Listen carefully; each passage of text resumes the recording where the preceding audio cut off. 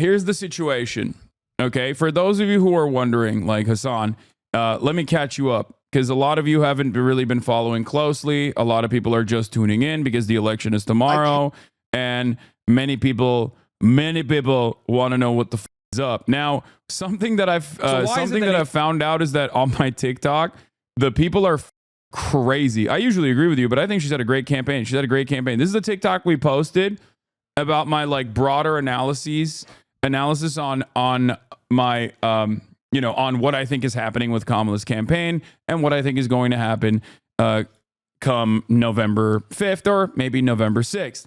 So originally, when this was a matchup between Joe Biden and Donald Trump pre-debate, I was saying, looking at 2022 performance, looking at the normal white theory, looking at vibes overall, I said that Joe Biden still had a likelihood of winning the election, albeit marginally. Then the debate happened, and everyone recognized that Joe Biden was an old, he was so old that his brain was leaking out of his ear. And then, of course, once everyone else recognized the thing that we have known for years and years and years, then it became impossible. After that, my analysis was it's over. Then Trump got shot. On top of that, I was like, it's done. Even if Trump, especially if Trump hits the unity line, regardless, if he goes up against Joe Biden, he is going to win. And that was an absolute certainty. I gave you my lock. I said Donald Trump was going to win the election against Joe Biden. Okay. Then the RNC happened. Donald Trump did not go the unity route. Donald Trump chose J.D. Vance. That was a massive flub, massive mistake for him. That was a base pick because he was still gearing up for running against Joe Biden, which he thought would be a cakewalk for a W. Okay? It would have been a cakewalk for him if he was going against Joe Biden, which now everyone was grossed out by, thought he was incredibly old, and thought he was basically on the verge of death and was very frustrated about. They didn't like his policies either, didn't like the economy, but they also thought, well, he's old. Like, he's clearly incapable of running this country. And then the unthinkable happened.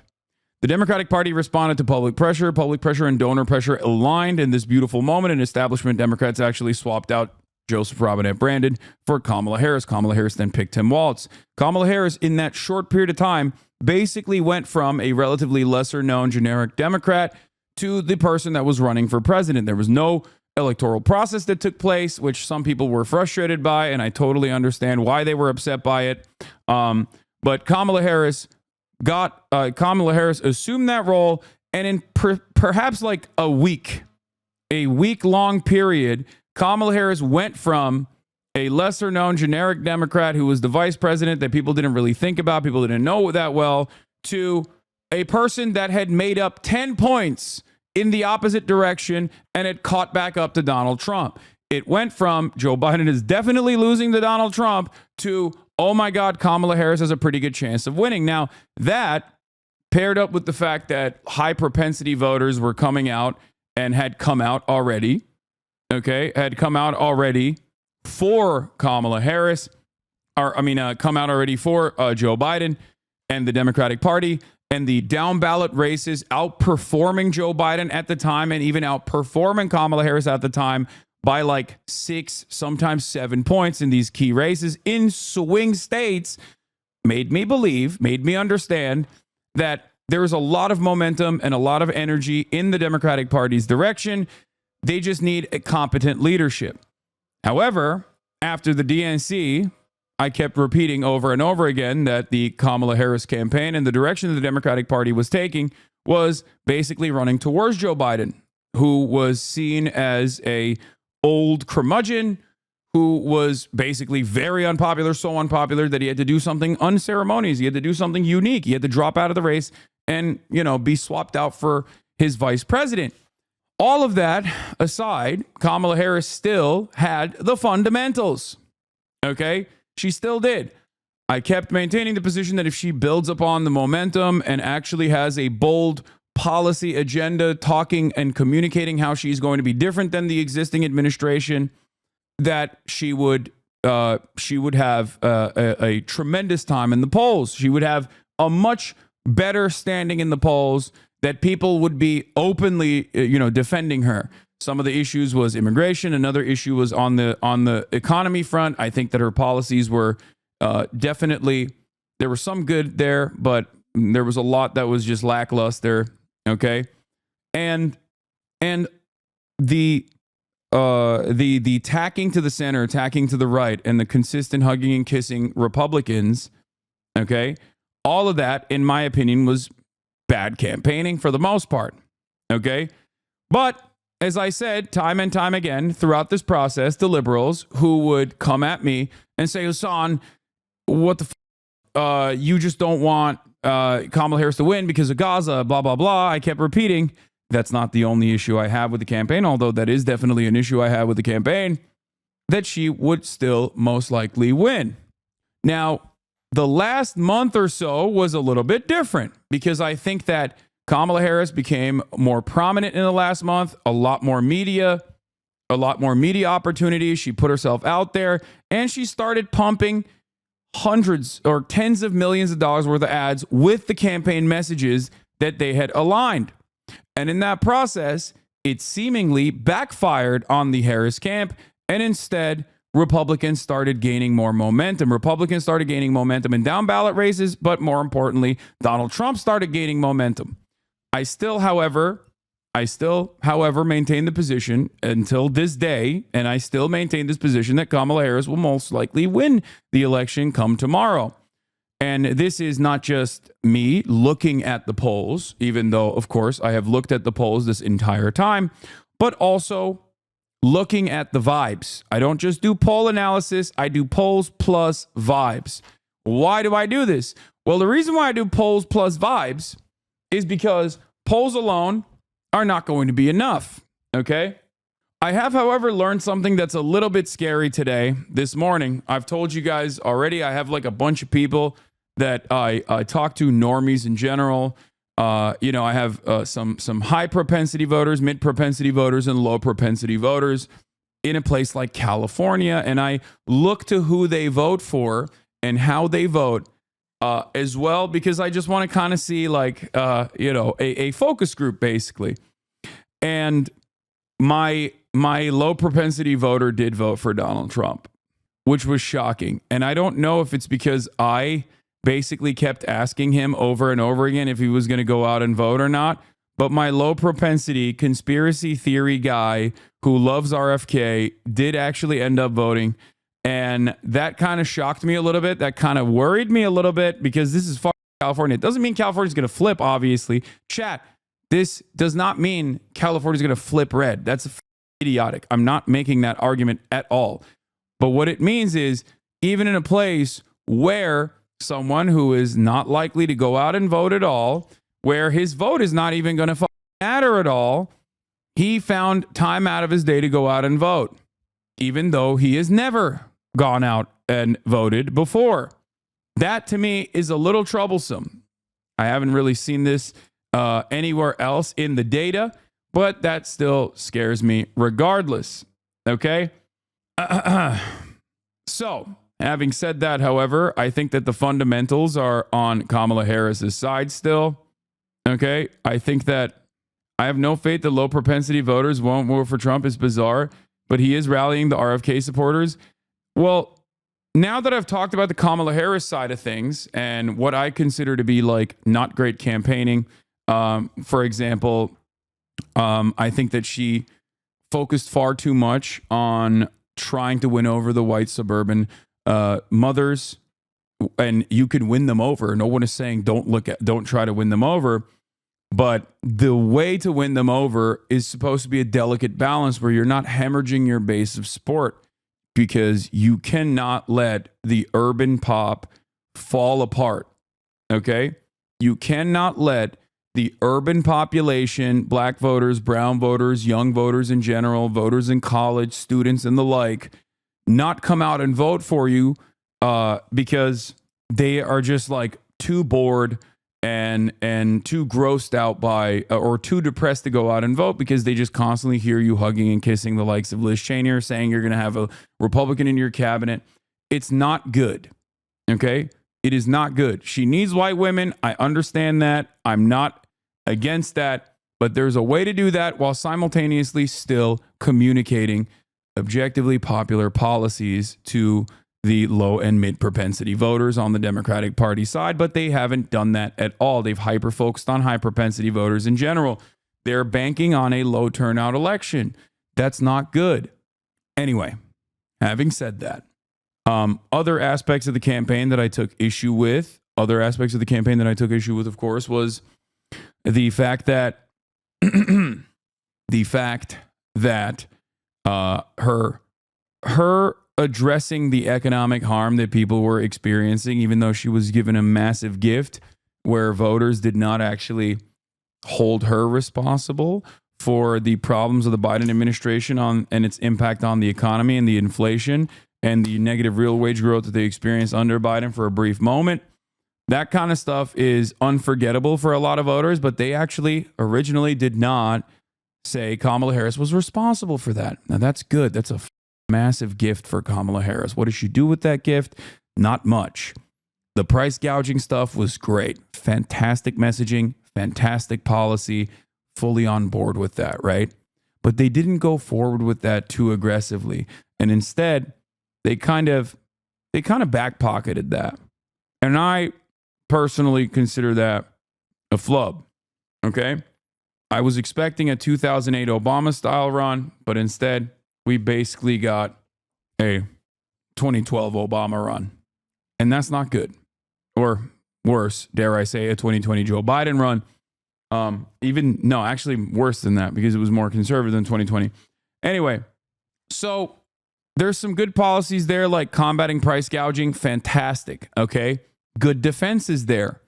Saying that Donald Trump's tariffs, which is the only economic policy that he's put forward, is actually a mass sales tax. Fantastic. Expert. 10 chef's kisses. Okay. 5 booms on that. Those are both great. Okay. Expanding Medicaid to at-home care. Fantastic. It's not enough. It's actually very marginal, and it's very frustrating that that's the only thing that the Democrats are pushing for. You should at least expand it down to 55. Like you should lower the age. You should lower the age eligibility for Medicare to 55. That is literally the entry. That is like that's stepping in. Dental and vision as well. That's also important. They didn't really push that too much, but they realized that was actually popular messaging. So that definitely helped out. So on that front, that's great. Obviously, no separation from Biden on Gaza is a massive flub. That was a huge gimme. Donald Trump was beating Biden by like 30 points on the issue of Israel-Palestine. Donald Trump is now beating Kamala by the same percentage points on Israel-Palestine. And that's not a good idea. Overall, immigration, right-wing communication on immigration is not a good idea either, but that's a much larger, much more consequential conversation that we're not going to have right now. And I will just say that them dropping the Republicans are weird strategy was also a bad idea. But having said all of that, why do I still think Kamala Harris is going to win? Because a lot of people will say, Hasan, you've said this already. You've ripped into Kamala Harris left and right. It's because you hate a black woman. You don't want her to succeed. Is that the reason? No. These are very real considerations. These are very real criticisms that I think are perfectly fucking valid.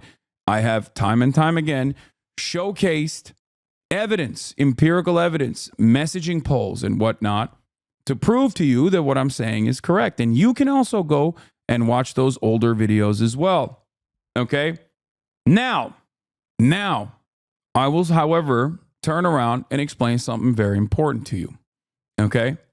The person that was running an even worse campaign with also worse metrics overall, with a worse ceiling overall, was Donald Trump. Okay? That's it. While Kamala Harris made, in my opinion, a lot of communication mistakes, none were as bad as the routine garbanzo that you saw from Donald Trump throughout this entire process. Donald Trump's negatives are that he's too narcissistic and too chaotic and says a whole bunch of unhinged things. So much so that people who are in support of Donald Trump's ideology and ideals sometimes find themselves at odds with Donald Trump. Not to the same degree as like the MSNBC Never Trump Republicans, but certainly enough that they're like, I don't know if I'm going to go out and vote. Or in the finite amount of time that you have to make a convincing argument to not only have people be your supporters, but also go out and vote for you, Donald Trump up big time. Nonstop, as a matter of fact. He had strong issues where he could have talked specifically about the economy, but there was no good policy on that front. He just kept saying, remember how good things were when I was president. Trying to, hold on to the nostalgia factor and the reality that Americans have short-term memory, okay? He just kept saying, remember how good shit was when I was president. But even then, he didn't even hit that point hard enough because he was entirely too predisposed with the anti-immigrant screeds. His economic policy was tariffs, which is a really stupid idea that absolutely zero people agree with, especially because Donald Trump never communicated what he was going to put tariffs on. He just said across the board on all goods, specifically coming from China, which again is idiotic because it would destroy his number one industry of his supporters, Trump merchandise, right? That was a huge issue. And also, like I said, Kamala Harris's campaign did good counter messaging on that issue. So they are capable of doing that when they want to do it by effectively showing everyone that tariffs are just a mass sales tax and that China's not paying for it. It's actually American companies that are purchasing the Chinese manufactured goods that are paying for the tariff, and that cost will be offset. That will transfer over to the consumers. Okay, so that was a massive mistake. Another indication that Trump's campaign has lost the juice and the sauce, and also its capability of reading the room, or rather maybe reading the wrong room a little too much, was the anti-trans ads. Now, I've talked to people who work for campaigns, okay? I talk to them all the time, off the record, off camera, and there are people who would shock you that also agreed that the Trump campaign, the anti-trans campaign, was actually a banger. I was shocked personally when I heard that, okay, from people. I was like, what? Are you serious? And I had to sit there and explain to them why this is not a banger at all. A lot of people in the DC bubble are lost in the sauce a little bit, okay? They're lost in the sauce a little bit, and it is a sober reminder for me that those people are also on Twitter, okay? Yeah. The Beltway demons are also on Twitter all the time, and their understanding of the world is also motivated by things that they see online, okay? You're straight up wrong. Anti-trans rhetoric plays great to the base, and they're winning more and more anti-trans legislation every year, man. Yeah, that's right. It's so popular that they always have to package anti-trans legislation that literally fails usually if they try to actually do it through a democratic process, like the North Carolina trans bathroom bill. They had to go back to the drawing board and figure out a way to tie it to something that people do care about, which is sports. A meritocratic approach to sports is something that Americans still believe, and that's the only one that has actually penetrated public consciousness in a country where 64% of the population still say trans people are disproportionately targeted and it's unfair. People might be transphobic themselves. We heard the Trump supporter that Owen Jones was talking to look at the situation and basically say, I don't want my child to be trans. And then Owen Jones was like, okay, what if your child was like friends with a trans person? And the guy said, yeah, I wouldn't stop them. I'm not transphobic. There's a reason why even Jake Paul, who is incredibly transphobic, still feels the need to say that he does not hate anyone, including trans people, because at the end of the day, everyone's a liberal in this goddamn country. And that's something that you need to remember. Okay?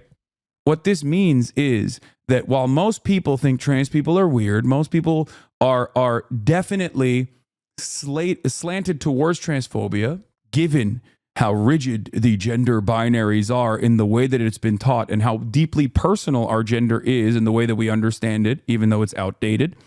Okay? Even though it is completely outdated, people still do not vote for anti-trans legislation. So if you have a finite amount of time to make a convincing argument, if you need to get people to come out and vote for you in the polls, you cannot run on an anti-trans panic narrative. Okay? You can't. You just simply cannot do that. And there is already a fantastic example, fantastic proof for this not working, and that is the 2022 midterms. People think it's weird to constantly and consistently on trans people. When it comes down to the election, most people are like, I just want food on my table, man. I care about the kitchen table. Okay? And trans issues are not kitchen table. This is something that I have consistently talked about and consistently defended. Okay? That is a big mistake for the Trump campaign. The constant hyper focus, hyper fixation comes across as weird to the normal whites. Okay? It does. It comes across as weird unless you're hyper online and you watch Matt Walsh and you mainline the anti-trans stuff and you're participating in like the firebombing campaigns of like sending bomb threats to the children's hospital or whatever, which is a tiny, minuscule percentage of the Republican base. Most of the rest of the Republican Party are not that motivated. And all of the anti-trans legislation that has passed in this country has passed in the state legislature. That's it. And state legislatures are inherently undemocratic because of the way that redistricting works, because of the way that districts are drawn. That's it. That's it. You can tell me all day, every day. You can tell me all day, every day that transphobia and trans panic is a really resilient, really good message, really good narrative. It's not. There is no evidence to suggest this. There is actually only evidence to prove that it has been an outward, unsuccessful way to campaign. That's it. A lot of people, even in the Republican base of support, view the anti-trans weirdos in the same exact way that they view the anti-abortion weirdos. You start looking like the type of dude who's really sweaty and really gross, parked outside of a Planned Parenthood, yelling at a 14-year-old trying to get birth control. Normal whites in the suburbs do not like that. They don't want to be associated with that. They find it weird. They might be transphobic themselves, but they still find it weird. This goes back to my theory of permissible bigotry. Very important theory. I know there's a lot of normies in here right now. They've probably never heard me talk about this shit, okay? So I'm going to go through it really quickly. Due to social conditioning in a country like the United States of America, built on the foundation of white supremacy, indigenous, and the continuation of chattel slavery, and an endless defense for capitalism. America is the perfect proto-capitalist nation, even before capitalism was codified and identified. There is a level of permissible bigotry that most people are on board with. I'll give you an example. It's called dog whistles, right? The Leet Atwater quote comes to mind. I'm going to run it really quickly so you understand exactly what I mean. Okay? This is a perfect example of permissible bigotry. Okay? This is Lee Atwater's famous 1981 interview on the Southern strategy. There's going to be a warning. He's going to say the N-word a lot. Okay? Just letting you know. In 1981, the legendary brutal campaign consultant Lee Atwater was working in Ronald Reagan's White House when he was interviewed by Alexander Lemise. This is what he had to say. In this audio made public for the first time ever, Atwater lays out how Republicans can win the vote of races without sounding racist themselves. Here's how I would approach that issue as as a statistician or a political scientist, or no, as a psychologist, which I'm not, is how abstract you handle the race thing. In other words, you start out, and now y'all aren't quoting me on this. You start out in 1954 by saying nigger. By 1968, you can't say that hurts you, backfires. So you say stuff like forced busing, states' rights, and all that stuff. And you're getting so abstract now. You're talking about cutting taxes, and all of these things you're talking about are totally economic things, and the byproduct of them is get hurt worse than white. And subconsciously, maybe that is part of it. I'm not saying that, but I'm saying that if it is getting that abstract and that coded, that we're doing away with the racial problem one way or the other. You follow me? Because obviously sitting around saying we want to cut taxes, we want to cut this, and we want is much more abstract than even the busing thing. Yeah. By 2024, you can't say any of those things, so you say DEI, you say woke. Back in the day, it used to be affirmative action, right? States' rights is still a way to vaguely gesture to this kind of bigotry. Now, the question that I have for many Americans that are listening, that are tuning in right now, is why the need for dog whistles? Because there is only so much openly vitriolic, openly racist sentiment that Americans will be on board with. A Klansman wears a robe for a reason. A never wants to be called a for a reason.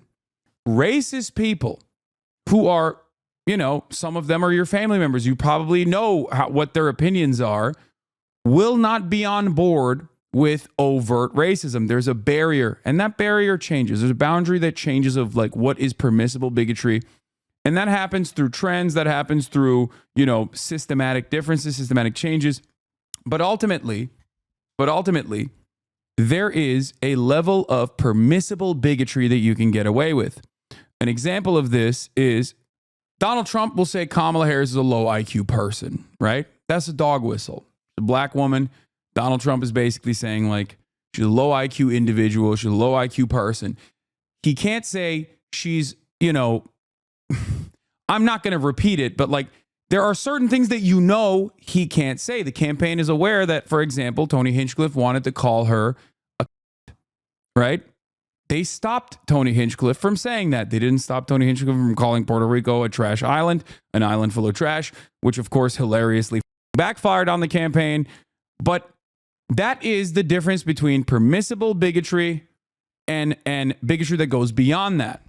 You can talk about dominating women if you are a Republican. You can talk about being misogynistic, or you can be misogynistic to a certain degree. But once you reach above that degree, once you go beyond the degree of permissible bigotry, you are starting to lose people on your side. Okay?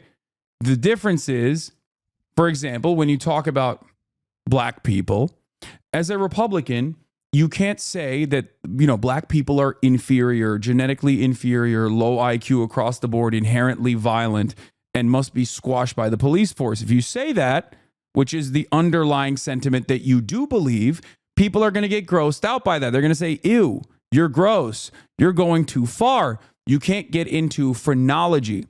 What you have to say instead is that we have to have police because there are a lot of violence happening in these communities. There's a violent culture in these communities. That is the dog whistle.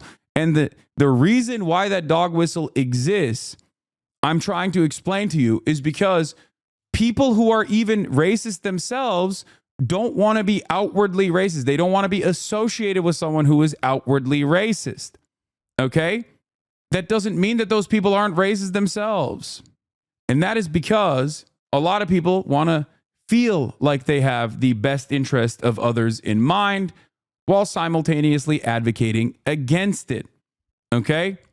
So, Donald Trump has, in the past, danced around that permissible bigotry and has had moments where he has gone above.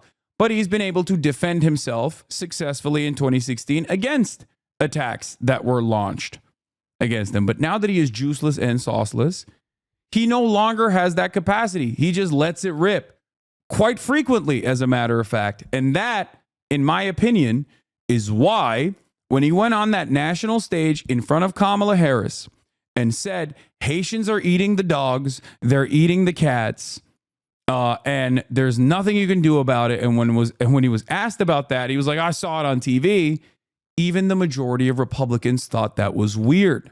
Now, you might not recognize that if your only access to Republican communication is Twitter and YouTube. But when you look at 60 million people viewing that, okay, they have a very different perspective on this stuff.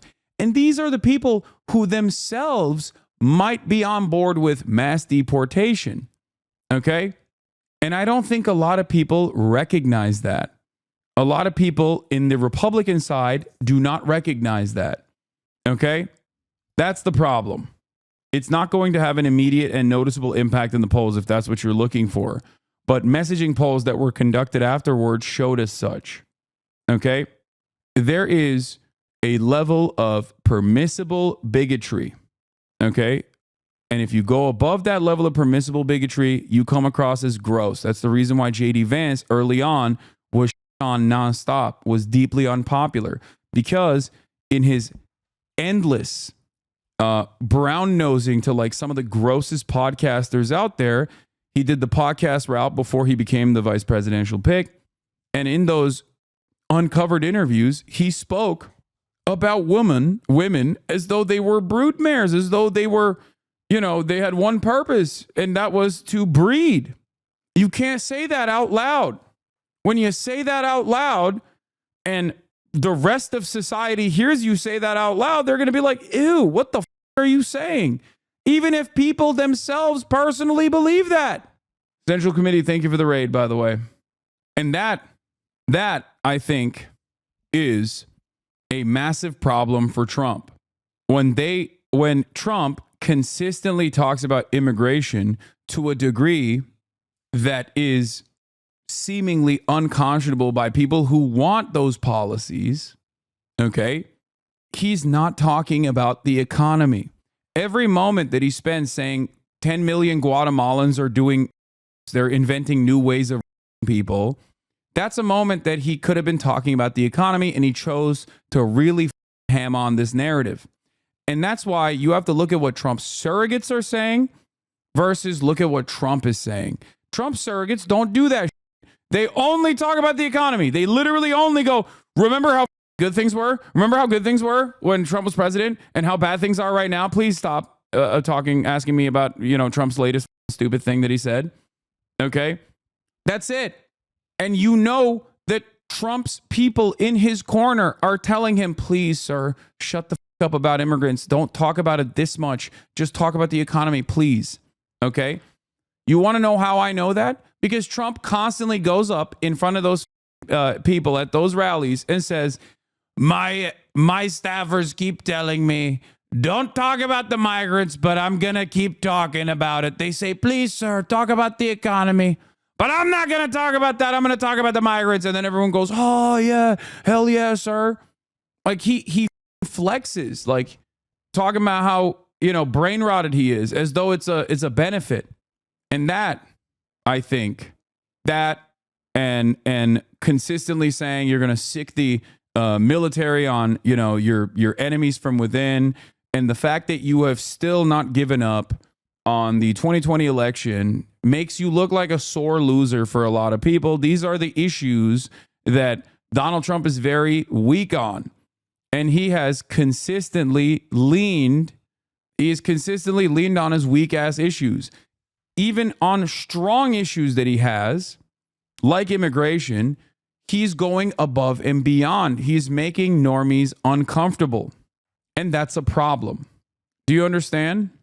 These are some of the reasons why I am telling you, these are some of the reasons why I think that Donald Trump has run an even worse campaign than Hillary Clinton. More importantly, Donald Trump is tapped out. Donald Trump was not only the president for 4 years, but Donald Trump also lost in 2020. That means that he has already reached peak Donald Trump. He's already maxed out on the amount of votes that he has gotten. He will never get that many votes ever again, especially because of, mail-in ballots and during COVID, obviously, turnout was significantly higher because it's easier to vote. So for Donald Trump, the pathway to victory is a lot harder than Kamala Harris. Okay? He already has hit his ceiling. So that was already a massive issue for him. And he tried to basically pick up votes from wherever he could. That's the reason why he did like the Aiden Ross style, the podcast. That's the reason why he went after the podcaster vote. That's the reason why he's going after young men specifically. Young men who are low propensity voters in general and are not reliable voters at all. And there is a way to win over those young men to ensure that those young men come out and vote for you. Donald Trump did not do that. Ironically enough, Donald Trump, when he was communicating to young men directly on the podcast circuit, did what I consider harm reduction strategies, but from the right. We hear this all the time on the left. Harm reduction is a massive, massive part of the Democratic Party turnout strategy. It's a stupid ass way to do things, but Donald Trump was doing it as well. He did not tell young men why they must vote for him. He simply told young men, don't vote for Kamala Harris, vote for me instead. That is not going to be an effective turnout strategy for low propensity voters, which is why I'm still stating that I don't think that Donald Trump is going to drive massive turnout from young men that will come out and vote for him, because he didn't offer them anything. With Hillary Clinton, he at least had so much opportunity to just keep highlighting how toxic this person was. Okay? Hillary Clinton was a beacon of all of the things that's wrong with American politics for many people. So he could at least get a couple of these like moderates or people who are independent, people who are low propensity voters to come out and vote for him, because it was voting against Hillary Clinton. But you can't do that with Kamala Harris, because Kamala Harris is a generic Democrat. Okay? Kamala Harris is a generic Democrat. Donald Trump in 2016 was able to present himself as an anti-establishment vote, as someone who was going to blow up the institutions. And if you were angry with the institutions, you were looking forward to what he was going to do. You were like, you know what? I'll take a shot in the dark. Donald Trump also presented himself as a different kind of Republican in comparison to the rest of the party. He was incredibly moderate on social issues, with the exception of immigration. But he was ultimately viewed by the broader populace as a moderate on a lot of social issues. Donald Trump was pro-LGBT in 2016. Okay? All of these reasons, all of these factors at play is the reason why I think Kamala Harris is still slated to win this election. Okay? That's it. These are the reasons as to why. These are the vibes-based analysis on top of everything else, on top of the polls that make me consider, that cause me to believe that Kamala's chances are better than Donald Trump's chances tomorrow. There's obviously a lot of facts involved in this as well, in terms of how certain messages work and how certain messages don't work.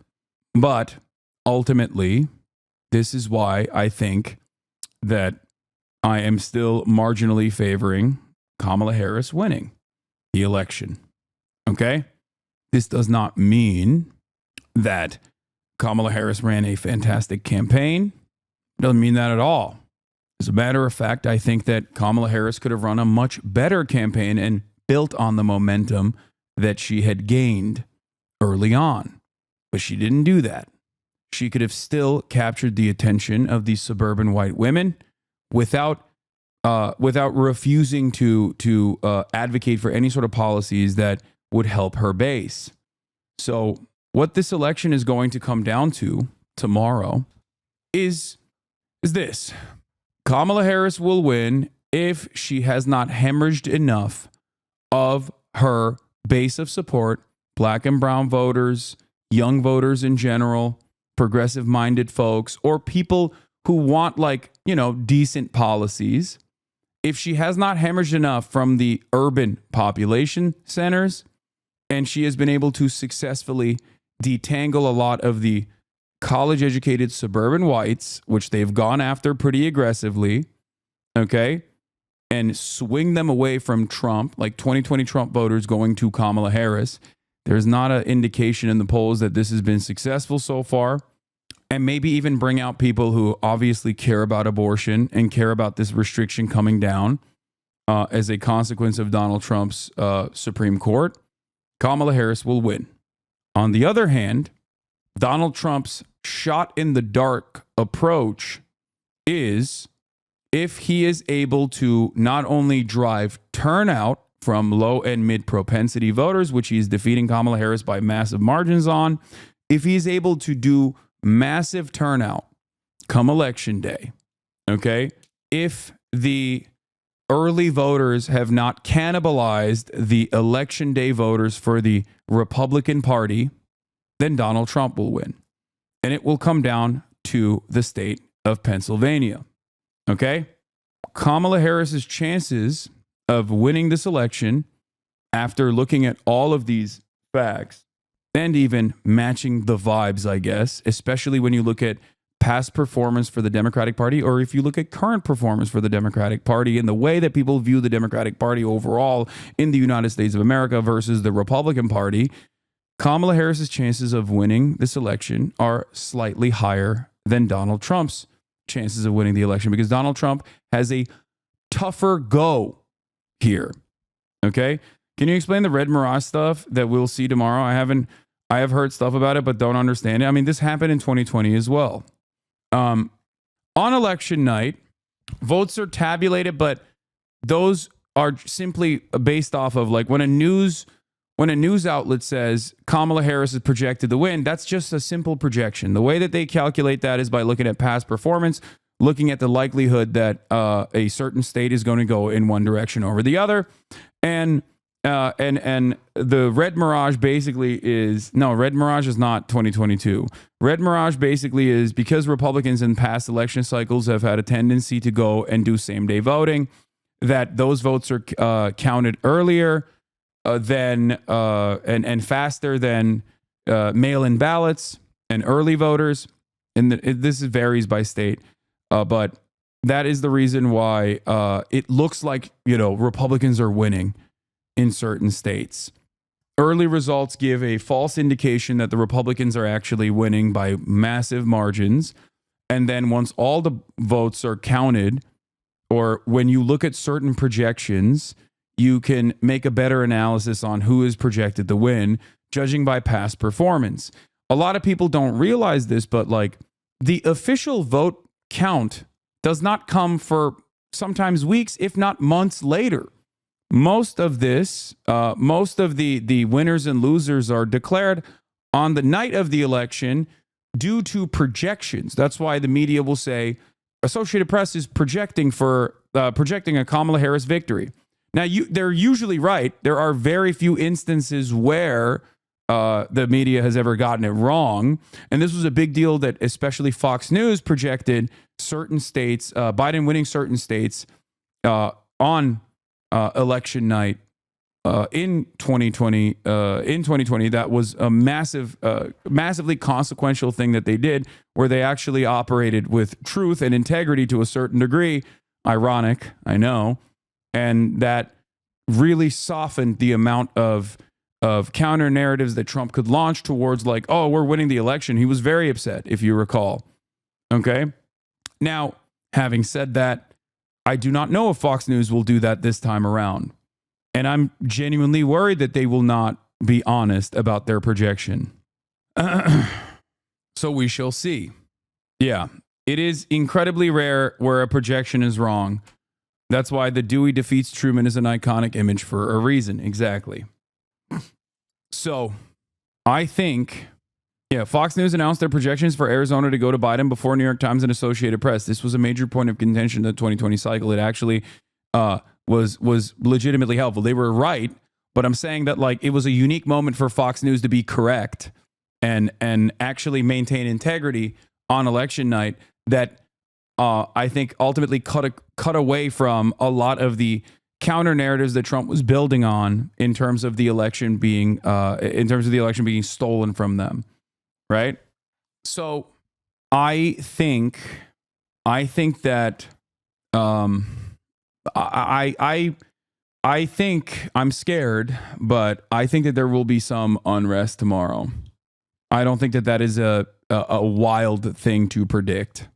I am genuinely fearful about this, but I do believe that there will be some unrest tomorrow because of the way that the Republican Party now operates, because of the way that Donald Trump has basically geared his base into believing that if he loses, or if it even seems like he's losing, then the election is stolen. Now, I don't know what kind of ground game they have in terms of like launching a Brooks Brothers style riot in each individual swing state, but it's definitely something that I am fearful of. Okay? I think it's not necessarily January 6th that we should be worried about, but more so Brooks Brothers is what we should be worried about happening in numerous states, in numerous cities.